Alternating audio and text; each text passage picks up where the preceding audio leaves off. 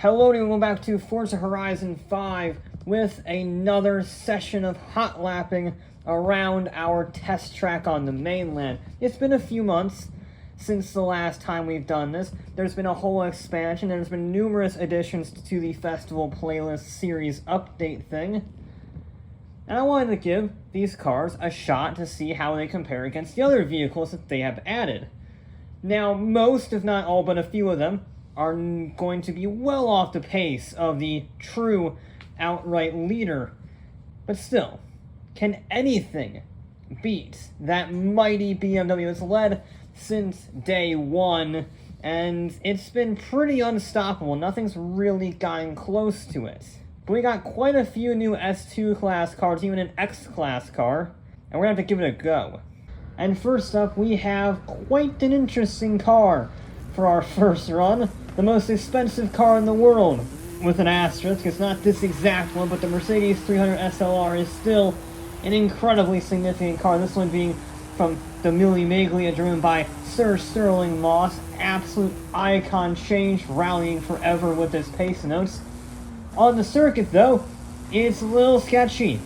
It's old school. It has very skinny tires, a decent amount of power, a decent amount of torque, but it feels a lot more because it's very mechanical. There isn't really much grip.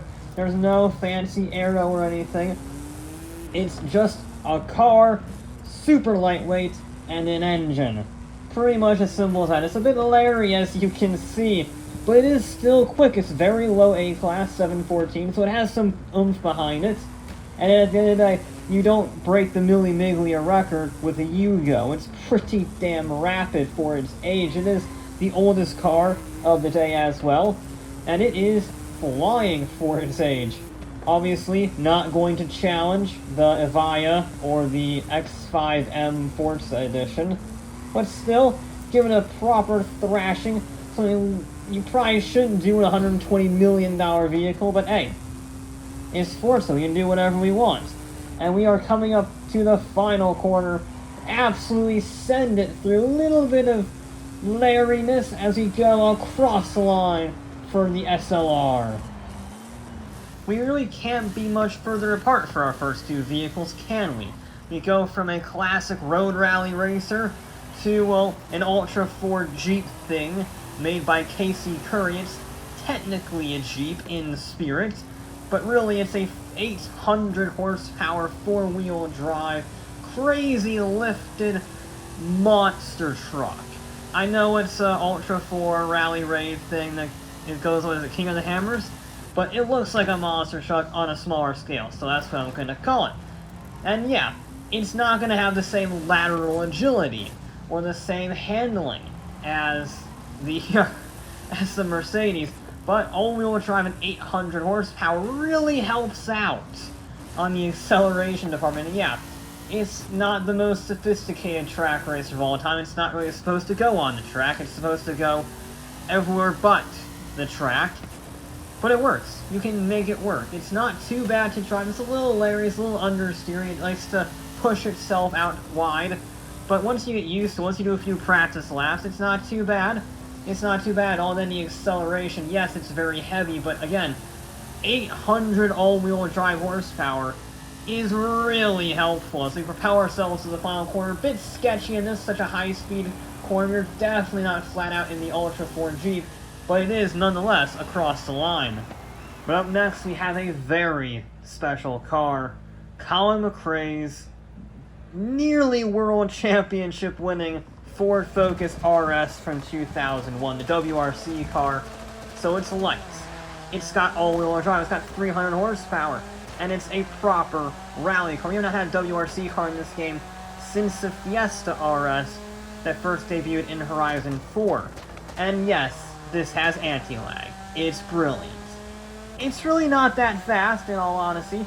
I was expecting a little more, but it just doesn't have the grip. It doesn't have the high-speed corner grip, and this track does have quite a few high-speed corners. It excels in the opening section with the acceleration, the lack of straights.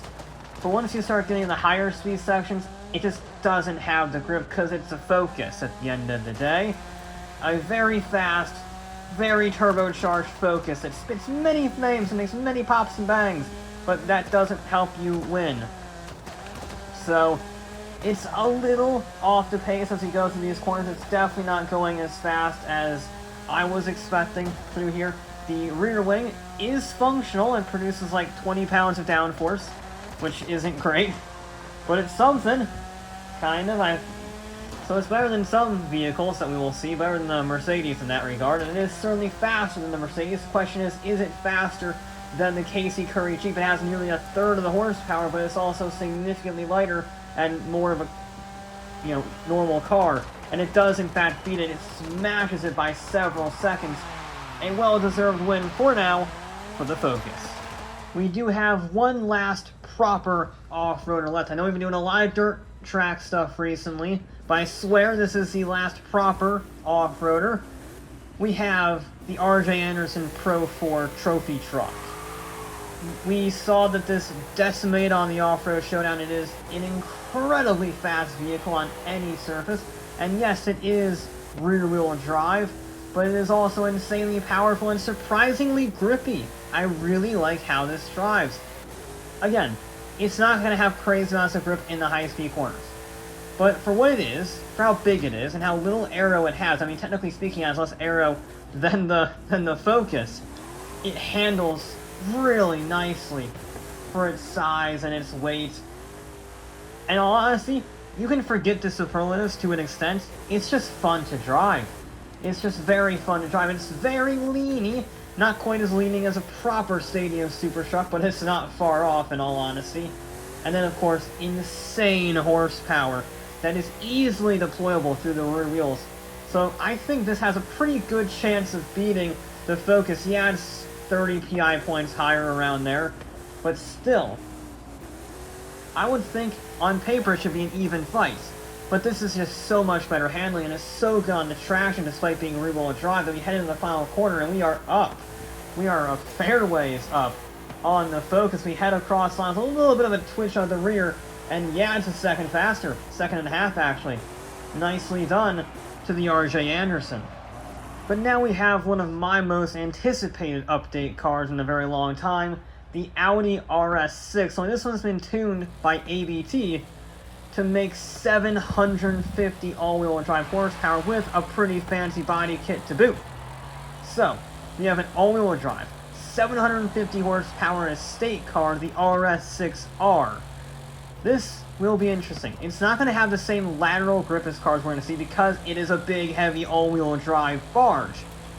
But it's still an Audi RS model. And it's got, again, 750 all-wheel drive horsepower, which is a stupid amount for an estate car. I love it to death. So, it's not terrible to drive. Its brakes are average. It could really use better brakes than what it does have, but it's average. And turning could definitely be better.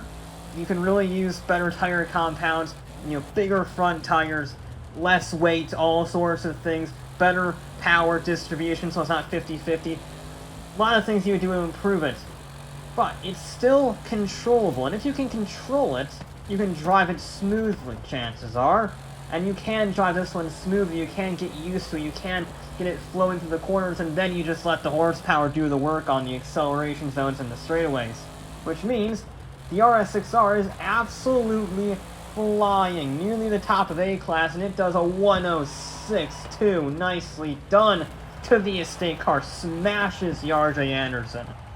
But hold your horses on the ultimate sedan estate car showdown, because the Cadillac CT5V Blackwing has arrived. 668 horsepower rear-wheel drive, but significantly lighter, and it has GM's fantastic chassis tuning and Magna-Ride suspension. It's a proper super sedan that is actually faster than an M5 CS around a track, so let's see if it can go toe-to-toe with a 750 horsepower estate car. And yeah, it's flying. It's going to lose time on the acceleration zone down to turn 1, just because of the rear-wheel drive nature and the less horsepower. But it should start to claw that time back slowly but surely, because we can just carry more speed, we can brake later. It's a more confident car, and it does not have a traction issue despite being a 670 rear-wheel drive horsepower sedan. I don't know how Cadillac did it, but it's one hell of a send-off to the internal combustion engine. It is so nice to drive. It's probably my favorite car on sale right now. Short of maybe the Mercedes E63 Estate, AMG. But it's just so nice to drive, and you can really feel the confidence in this vehicle as it goes. So it's right up there with the RS6 on the time. The question is, does that launch hinder it too much? It's coming around the final corner, and it is... Oh, it's just shy, 0.3 of a second off. That's just the launch. That's super impressive, making up all that time and just losing it on the launch.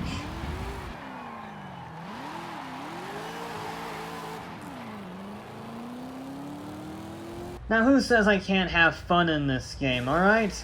We've gone from a sensible, kind of, Cadillac to a definitely not sensible Cadillac. The, ATS limousine thing. Only as you can tell, it's not a normal limousine, because one of the engine swaps you can get in the wonderful world of Forza is the Mazda 787B quad-rotor racing engine. Guess what this has? A front-wheel drive 718 horsepower quad-rotor racing engine. Sure, you can make a faster limousine if you want. I think you need to put a Lamborghini V12 in this. But when you can have a quad-rotor limousine, you have a quad-rotor limousine, and it's got full-on slicks, a roll cage, maximum weight reduction. So it is, for a front-wheel drive limo, not all that bad. It's still miles off of normal driving pace, but again, like the Audi, once you get past the understeer, it is pretty composed. It definitely gets a lot of torque steer, so instead of being dragged out wide, it sort of spins its wheels out wide. But again, once you get used to it, once you control it, it is a pretty quick vehicle for its size. So the question is it, racing slick? Is it racing built up enough to challenge the normal sedans? And the answer is... not quite. It's a little bit shy of its CT5V brethren, but 0.1 of a second off for this vehicle? Not bad. But we do have a sensible front-wheel drive race car this time. It's the same PI, exact same PI, very top of A class, but it's a MG6 XPower TCR car, so it should be a fairly sensible vehicle. It should be significantly faster than the limo. Sure, it has half the horsepower of the limo, but it's a race car. It should be pretty quick. Now, one interesting thing to note about the MG, it's a hot hatch, in that it loves to cock the rear wheel in the air. I don't know why. All these vehicles are pretty much in their normal tunes, because I'm not a tuner, so I don't do too much with it. But you can just see the rear wheel just hopping up in the air. I don't understand that. The other TCR car, the Cyan Racing, that doesn't tip a rear wheel up, but this one does. So, okay. I mean, you can work around it, but it's definitely not great for the handling department. It's a bit weird to drive when it's constantly going on 3 wheels. I don't like it. It's a lot faster than everything else we've seen so far based on the split times, but yeah, it's not really nice to drive. But it is still at the end of the day a full-blown touring car, so it's going to be pretty rapid. And our current time is a 106.2 we're trying to beat, and it comes across the line a 105.1. Yeah, it may not be the best to drive, but for A-Class, it's bloody fast. So we're going to have to move into S1 class to get what we want, and try to beat that MG, starting out with the BMW M4 CSL. Sure, the CSL badge is debatable, given the 3,600 pound plus curb weight, but it has 563 horsepower, and it's got a really cool graphics package, apart from the orange.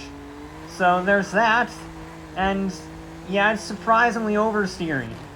I don't know why it's so oversteery, because it has 100 horsepower less, than the CT5V, and it's more Larry than the CT5. I mean, look at the oversteer, it's ridiculous, it's just a tail-wagging maniac.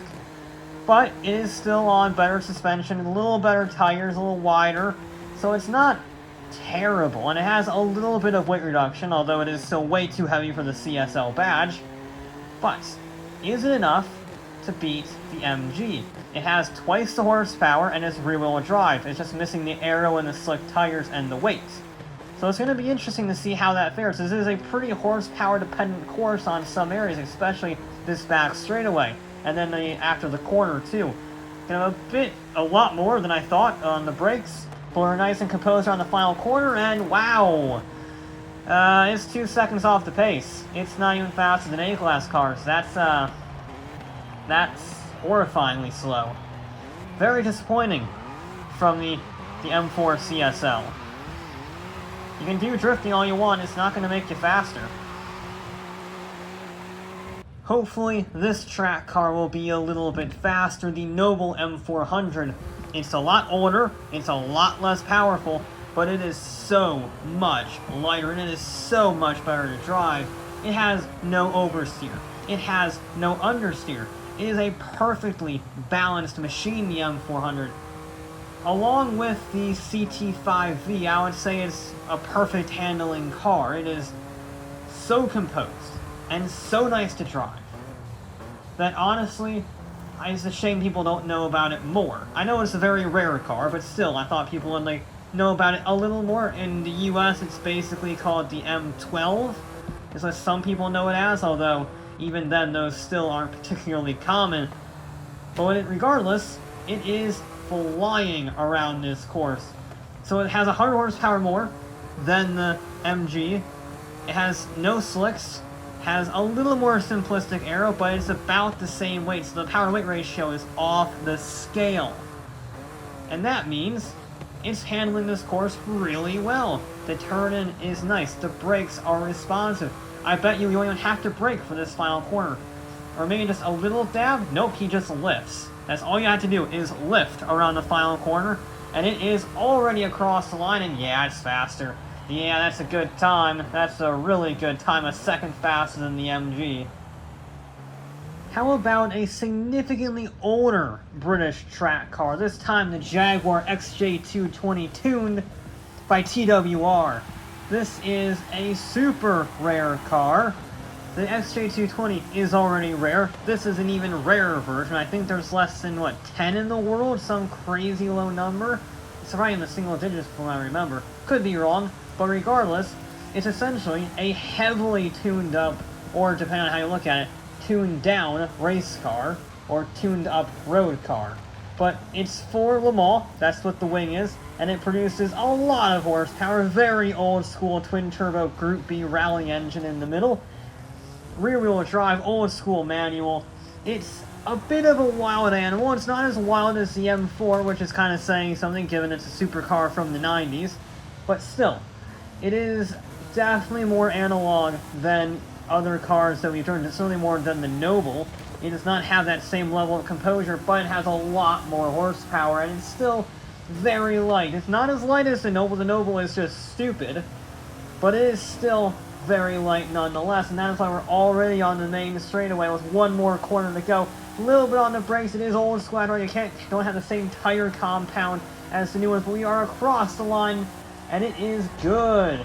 Very good time. And it is faster than the Noble. We have a very fascinating car up next. It's an all-electric, all-wheel drive concept car from CUPRA. It looks nothing like the actual UrbanRebels that are going to go into production because it has a massive wing, a crazy paint job, and a crazy aero kit on it. However, it is a very interesting concept of what those cars could be if they weren't restricted by pedestrian laws, and efficiency, and practicality. It's sort of those cars taken to the logical or maybe illogical extremes. I'm hoping it does quite well because it's an all-electric, all-wheel drive car. So it should, in theory, be pretty rapid. We'll see if it actually is, though. It's straight away not as fast accelerating as I thought it would be. I know it doesn't have a crazy amount of electric power like the Rimac or anything like that, but still, I thought it would be a little faster accelerating. It doesn't have the top speed either because of its electric powertrain and the crazy aero. So So we're going to have to make it up in the acceleration zones, the mid-range, and I don't think it's going to do it. I think it's going to be kind of a meh vehicle, to be honest. We're coming across the line, one more corner to go, I should say, and then we'll be coming across the line. Yeah, I mean, that's an okay time. It's good, but I was expecting a bit better for the all-wheel drive electric car. Now, this is our last off-road based vehicle. We have had quite a gap from the RJ Anderson truck to the Audi Quattro S1E2 Pikes Peak Edition, and it is certainly a much more rapid vehicle. First off, the aero is hilariously ludicrous, and it has 750 all-wheel drive horsepower. It's weird that the second Audi of the day has the exact same horsepower and drivetrain as the other Audi. But this one is much lighter, and much faster, and much more aggressive. I mean, there's a reason it's at the first sub-11 minute time at Pikes Peak. It is a mental machine. It is a little scary because it's on rally tires, which means you can get lots of oversteer. I actually used a handbrake there to get around the corner because it was easier and more consistent to slide it through the corner in a little four-wheel drift to keep the wheels straight, rather than turning in and out, trying to keep traction 100% of the time. This is still a rally car, so sideways is definitely an option, but it is flying. Holy cow, for S1 class, this is an absolute rocket ship. We're already on the final corner, just a lift, and then get on that horsepower all the way to the line. It's a 57. That is stupidly fast. That is an incredible time for rally tires. A job well done to the Audi. Well-deserved celebratory donuts. We are now into S2 class, and we're starting things off in a relatively tame manner. Weird to say that a McLaren 765 Longtail is tame, but compared to the other vehicles that we'll see, it is. It is still kind of a road car at the end of the day. I mean, it's road legal for sure, but it's got a full-on racing harness and 750 horsepower and rear-wheel drive, and it's a crazy lightweight track car. So it's an animal. I did it in the supercar shootout, and it won pretty much everything in said supercar shootout, barring I think one acceleration run, 1 to 0 to 100 to 0. Apart from that, it decimated the field by a large margin, so it should be pretty darn quick around here. And yeah, it's flying all right. It's got sport tires and rear-wheel drive, but it is just so composed in the corners. And then all that horsepower on the way out, the traction is incredible, way better than the BMW, even as better than the Cadillac, which is an impressive statement considering how much power it has. And it's just nice to drive. It's composed, it's grippy, it's got everything you want. It's got the massive air dam should we need to brake. We do not. Once again, we just lift it through the corner, really aggressive on the inside, and we are across the line. It's even faster than the Quattro. Very surprising for a road car to be faster than a full-bore hill climb car, but that is the speed of the McLaren. So our next car started as a road car, and then it was turned into a race car through sheer body kit and mayhem. This is a engine swapped Lexus RCF time attack car.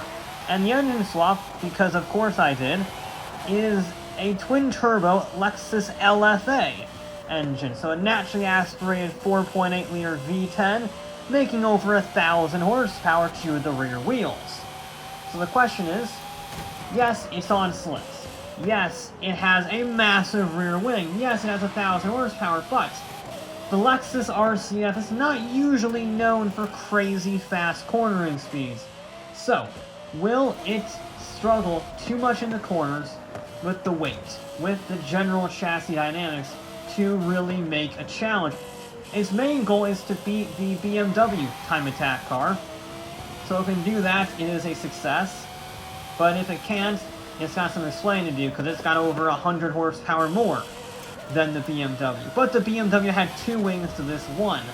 So we shall see. It's heading in the line. Will it beat the McLaren, for that matter? It's pretty close, actually, in terms of position on the track. And we are across the line. Oh! It is less than 1/10 of a second off. But I'm honestly more amazed that the McLaren beat a time attack car with 300 horsepower more. Yeah, I mean, the McLaren was definitely the winner there. I don't know why he's doing celebratory donuts, but good for him, I guess. If there's one car that should be doing donuts, it's this. The Hoonigan Hoonicorn V2, twin-turbocharged, all-wheel drive, methanol-fueled Mustang, 1,400 horsepower. But to be honest, I'm not going to do any commentary after this because, well, I think in a beautiful tribute to Ken, who we lost far too soon, we would just let the car do the talking.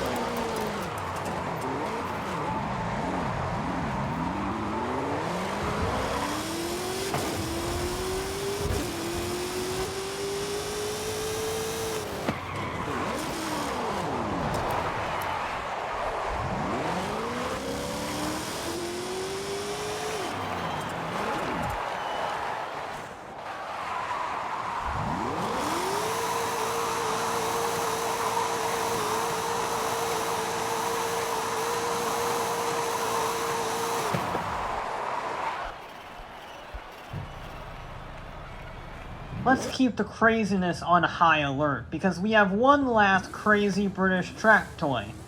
Sure, it may have 400 horsepower less than the Hoonicorn, but it's rear-wheel drive and even lighter.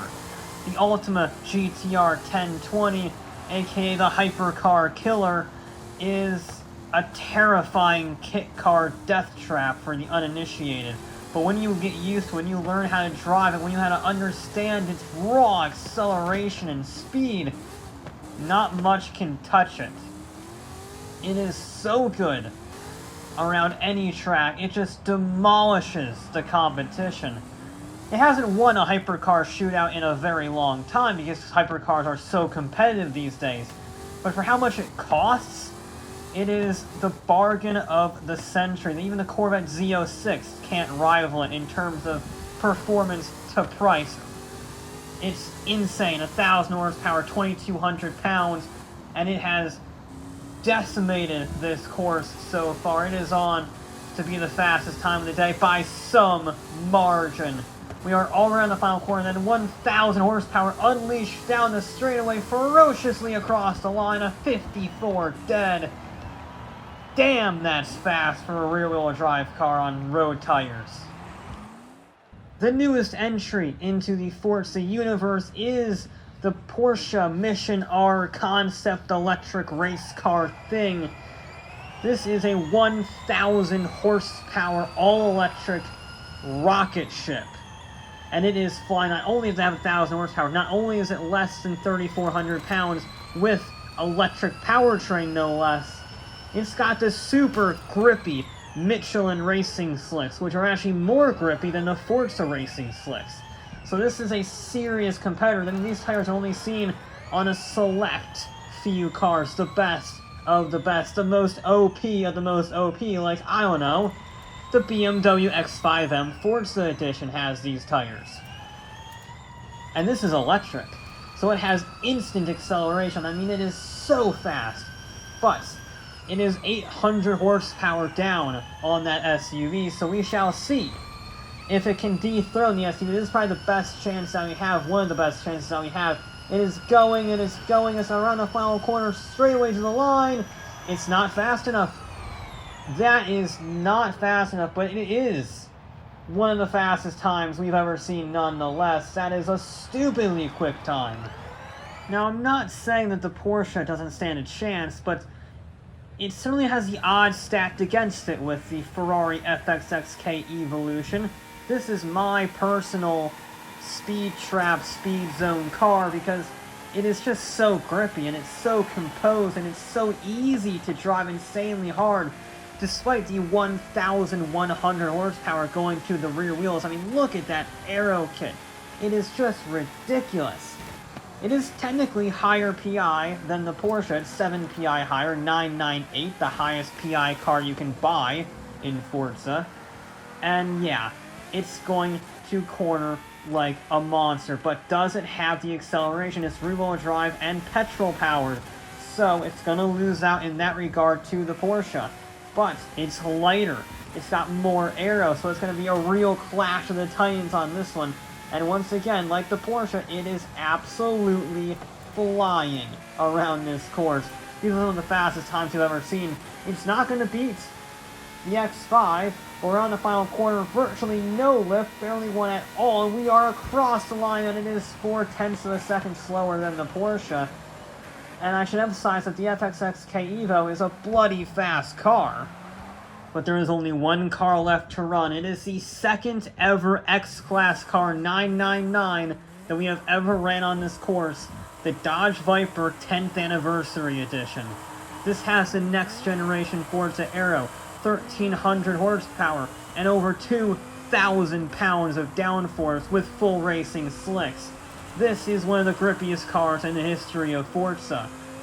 Question is though, does it have too much of a rear-wheel drive hindrance? It does not have the same traction as the Evo, as the Mission R, as the other vehicles that we have run, so it's going to have to make up its time through the corners. It's going to lose it once again on the run to turn 1, especially to that Porsche, but it can carry just so much corner speed. It can brake so late. I mean, it's one of the grippiest cars ever. No vehicle can beat it for PI-wise around a track when it has this body kit. It is so absurdly grippy. Nothing can touch it on a pure cornering track, but this is not a pure cornering track. It's going to lose a lot of time on the straightaways because of all the drag. It's going, it's close, but it's not enough. Less than 0.02 of a second between them. Oh, close but no cigar for the Viper. Which means the Porsche Mission R will claim victory for today. Third overall, a fraction shy of the Hot Wheels Bad to the Blade IndyCar thing. 4 seconds off the pace of the X5M, which is an insane number, given how fast that Porsche was. Then it's very close between the Viper and the Ferrari. Less than half a second separating those three cars. Very close indeed, given the speed that those vehicles are going. I mean, the top 5, barring the X5, I guess, are all very close together. The 49s are getting very tightly packed. Then the Ultimate Evolution does a great job scoring 11th, faster than the AMG one, a fraction, half a second slower than the Avaya, which is, again, very impressive given it has half the horsepower and no electric powertrain, and it still gives that Avaya a run for its money. I mean, it's faster than an AMR Pro Vulcan, for gosh sake, and that's a non-road legal track car.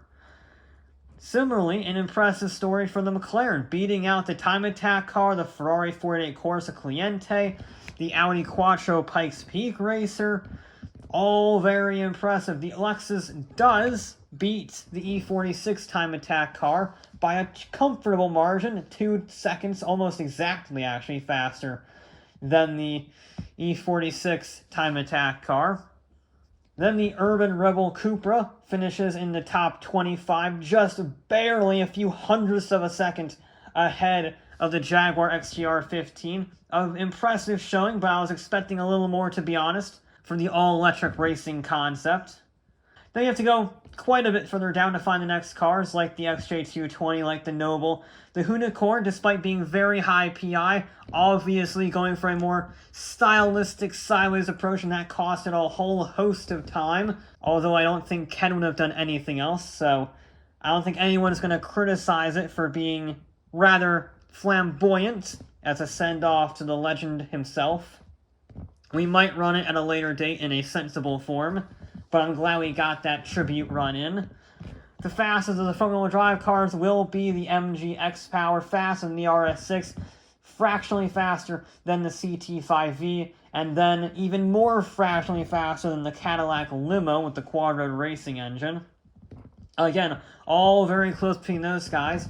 The M4 CSL, very disappointing. It's an S1 class car, buried smack dab in the middle of a bunch of ACE class cars.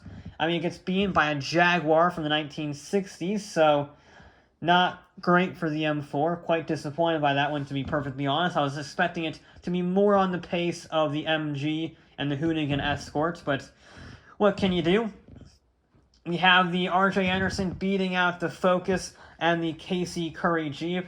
The Casey-Currey does well, given its out-of-the-element nature. It's on par with the Forsberg Safari Z. It's about 1 second off the pace of that, and it is 0.3 of a second faster than our last place vehicle for today, the Mercedes 300 SLR, although it does get credit for beating its arch rival, the 250 GTO, by a decent margin, 0.2 of a second. So there you go. Another 20 cars, another very interesting results table.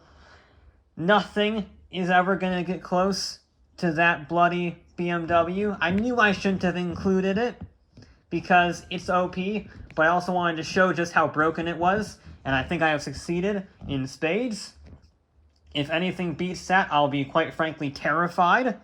But in the meantime, that'll be it for this episode of Forza Horizon 5. I'll be back with more.